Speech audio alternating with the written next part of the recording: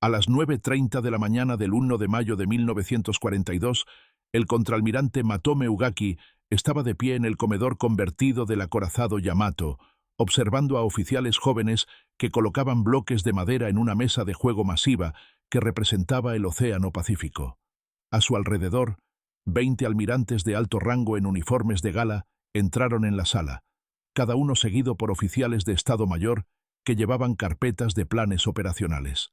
Habían venido a jugar un juego de guerra para probar la estrategia que ganaría la Guerra del Pacífico para Japón. El objetivo era la isla de Midway, un pequeño atolón a 1.400 millas al noroeste de Hawái.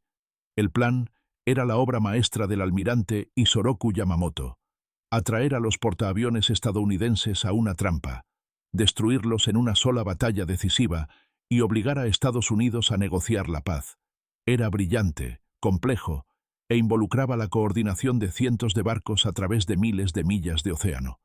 El juego de guerra expondría cualquier falla antes de que comenzara la batalla real, excepto que el juego estaba amañado desde el principio. Ugaki era el árbitro principal, el hombre que interpretaría las tiradas de dados y determinaría los resultados. También era el jefe de Estado Mayor de Yamamoto, el arquitecto de gran parte del plan que se estaba probando. Tenía un interés personal en demostrar que la operación tendría éxito, y cuando los dados predijeron un desastre, simplemente cambió las reglas. Japón, en mayo de 1942, estaba ebrio de victoria. En 6 meses, la Armada Imperial había conquistado un imperio que se extendía desde las Aleutianas hasta las Indias Orientales holandesas. El 7 de diciembre de 1941, 6 portaaviones japoneses habían atacado Pearl Harbor, hundiendo o dañando 8 acorazados y matando a más de 2.400 estadounidenses. Hong Kong cayó el día de Navidad, Manila el 2 de enero, la supuestamente inexpugnable fortaleza de Singapur se rindió el 15 de febrero con 85.000 tropas británicas y de la Commonwealth tomadas prisioneras. Las Indias Orientales holandesas colapsaron en marzo, dando a Japón acceso a los campos petroleros que necesitaba desesperadamente. Los portaaviones Akagi, Kaga, Soryu y Hiryu habían atacado a través del Pacífico sin sufrir una sola pérdida. Los planificadores japoneses creían que eran invencibles. Cada operación había tenido éxito. Cada batalla había sido ganada. Los estadounidenses y británicos parecían incapaces de detener a las fuerzas japonesas en cualquier lugar. Los líderes militares en Tokio hablaban con confianza de dictar términos de paz en meses. La idea de que Japón pudiera realmente perder una batalla importante parecía absurda. Lo llamaron enfermedad de la victoria. La suposición de que el éxito continuaría simplemente porque había tenido éxito antes. La negativa a reconocer que el enemigo podría adaptarse, aprender o tener suerte. La excesiva confianza que viene de ganar tantas batallas que dejas de considerar seriamente que podrías perder la siguiente. Los juegos tuvieron lugar durante 4 días a principios de mayo a bordo del Yamato, anclado en Hashirajima, en el mar interior de Japón. El barco era el acorazado más grande jamás construido, 72.000 toneladas de acero y potencia de fuego, montando 9 cañones de 18 pulgadas que podían lanzar proyectiles que pesaban más de 1 tonelada a más de 25 millas.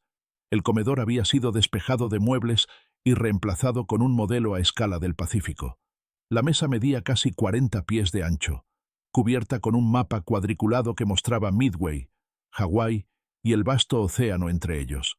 Bloques de madera representaban barcos, cada uno etiquetado con el nombre y tipo de embarcación. Los dados determinaban los resultados del combate, introduciendo el elemento de azar que hacía que la guerra fuera impredecible. El momento crítico llegó el segundo día. El escenario del juego había progresado hasta el punto en que los portaaviones de Nagumo estaban atacando la isla de Midway.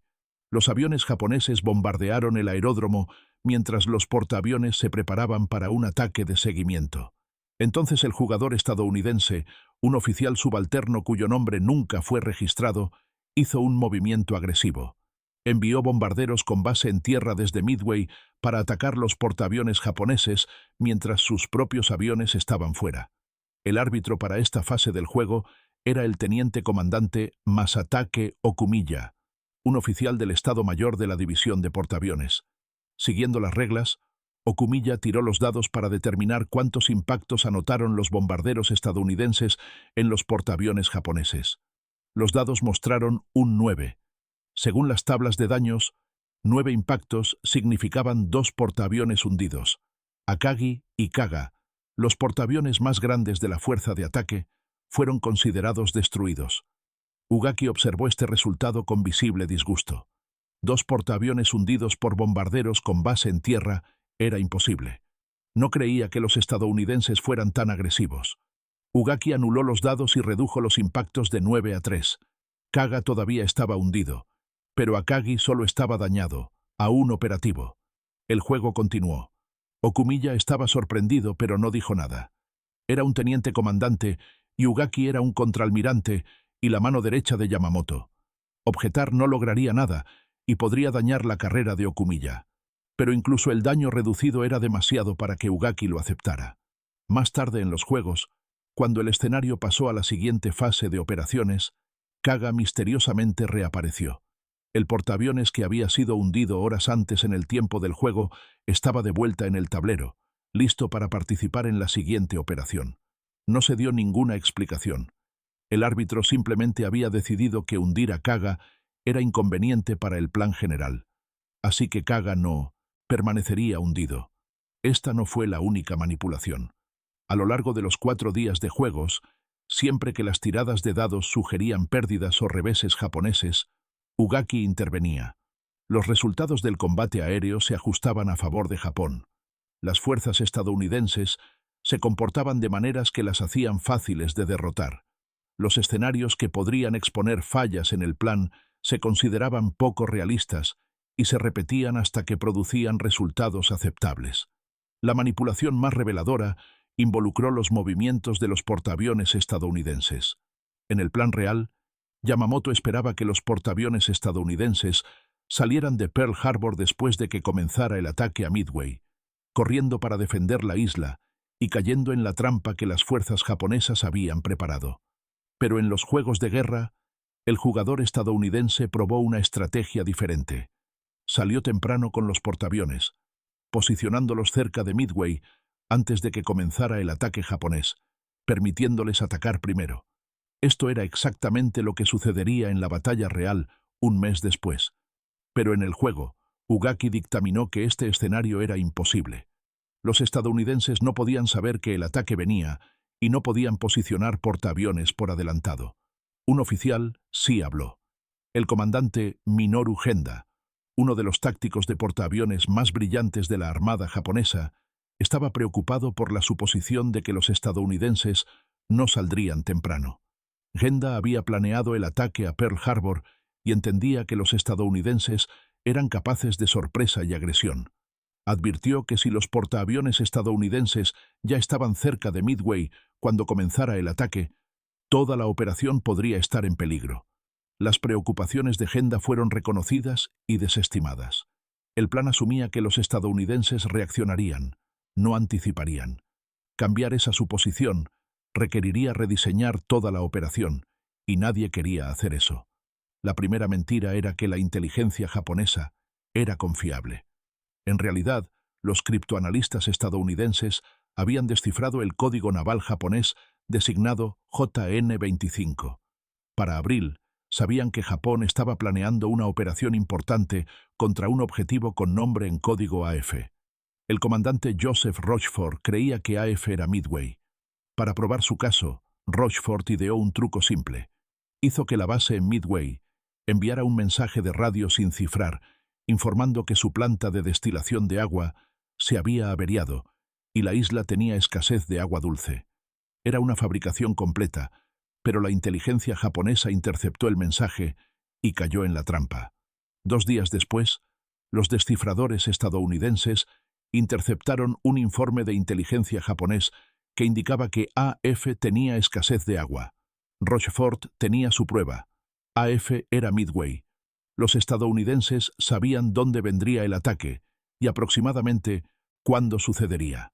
Japón no tenía idea de que los estadounidenses estaban leyendo su correspondencia. La segunda mentira era sobre la fuerza de los portaaviones estadounidenses.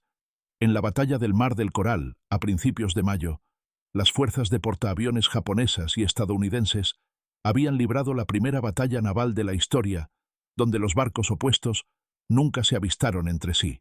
La inteligencia japonesa evaluó al Yorktown como hundido junto con el Lexington, pero la realidad era diferente. Yorktown había recibido un solo impacto de bomba, pero un hábil control de daños había contenido el daño. El barco cojeó de regreso a Pearl Harbor, con un enorme agujero en la cubierta de vuelo y daño estructural que normalmente requeriría 3 meses en un astillero para reparar. Pero el almirante Chester Nimitz no tenía 90 días. Ordenó a las tripulaciones de reparación de Pearl Harbor que hicieran lo imposible. Cuando el Yorktown llegó el 27 de mayo, Nimitz ordenó que el barco entrara inmediatamente en dique seco. Más de 1.400 trabajadores del astillero se abalanzaron sobre el Yorktown, trabajando las 24 horas durante 72 horas seguidas. El 30 de mayo, 3 días después de entrar al puerto, Yorktown se hizo a la mar. Japón enfrentaría 3 portaaviones, no 2. La batalla real comenzó exactamente un mes después de que terminaron los Juegos de Guerra. A las 04:30 del 4 de junio de 1942, Nagumo lanzó el primer ataque contra Midway, mientras preparaba una segunda ola armada con torpedos para atacar barcos estadounidenses si aparecían. El ataque a Midway causó daños, pero no logró neutralizar las defensas de la isla.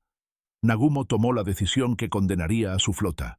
Ordenó que la segunda ola de aviones, que estaban armados con torpedos para atacar barcos, fueran rearmados con bombas para atacar objetivos terrestres. Las tripulaciones de cubierta se pusieron a trabajar quitando torpedos, bajando aviones a la cubierta del hangar, intercambiando armas, volviendo a subir aviones.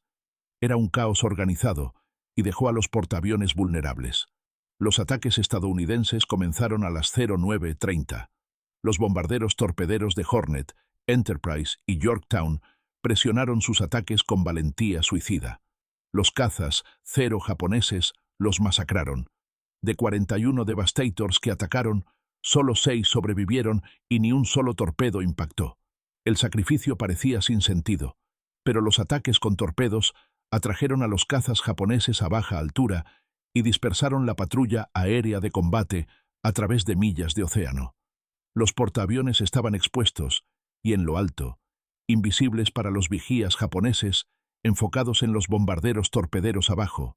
Los bombarderos en picada de Enterprise y Yorktown estaban comenzando sus ataques. El teniente comandante Wade McCluskey de Enterprise había estado buscando la flota japonesa durante más de una hora. A las 10 cc, quedándose sin combustible y considerando regresar, McCluskey avistó al destructor japonés Arashi corriendo al noreste para reunirse con la flota. McCluskey siguió la estela del destructor. A las 10:22, McCluskey llevó a 37 bombarderos en picada Douglas SBD Dauntless de Enterprise a una inmersión casi vertical hacia Akagi y Kaga. 2 minutos después, el teniente comandante Maxwell Leslie llevó a 17 Dauntless más de Yorktown hacia Soryu. Los portaaviones japoneses no tuvieron advertencia y el ataque tomó 5 minutos. En esos 5 minutos, el curso de la Guerra del Pacífico se invirtió. Kaga recibió 4 impactos de bomba. Akagi recibió solo un impacto de bomba, pero el daño fue catastrófico, y Soryu recibió 3 impactos en tantos minutos. 3 portaaviones destruidos en 5 minutos, exactamente lo que los dados habían predicho en los Juegos de Guerra, exactamente lo que Ugaki había dictaminado imposible. Hiryu, el cuarto portaaviones, estaba operando por separado y escapó del ataque inicial, pero más tarde esa tarde, bombarderos en picada de Enterprise encontraron a Hiryu y la golpearon con 4 bombas. Para el final del 4 de junio, Japón había perdido los 4 portaaviones que habían participado en el ataque a Pearl Harbor. Aproximadamente 3.000 marineros y pilotos japoneses estaban muertos, incluidos muchos de los aviadores más experimentados y altamente entrenados de la flota. Estados Unidos perdió el Yorktown, finalmente hundido por el submarino japonés, I-168 el 7 de junio. Las bajas estadounidenses totales fueron 307 hombres, una proporción de intercambio devastadora. La batalla dependió del tiempo medido en minutos y decisiones tomadas en segundos, pero la causa más profunda del desastre fue la excesiva confianza construida durante esos 4 días de juegos de guerra en el Yamato. Porque Ugaki había anulado los dados, los planificadores japoneses nunca consideraron seriamente qué sucedería si los portaaviones fueran atacados mientras rearmaban aviones. Porque los escenarios incómodos fueron descartados como poco realistas, la flota japonesa navegó hacia la batalla sin preparación para exactamente la situación que encontraron. La historia de los juegos de guerra amañados enseña una lección diferente. Muestra qué sucede cuando los líderes valoran la certeza sobre la verdad, cuando las predicciones incómodas se descartan en lugar de abordarse, cuando las pruebas están diseñadas para confirmar en lugar de desafiar. Ugaki tiró los dados, vio el desastre y decidió que el desastre era imposible. La realidad no estuvo de acuerdo. Los dados tenían razón. El almirante estaba equivocado. Y 4 portaaviones ardieron porque la confianza importaba más que la verdad.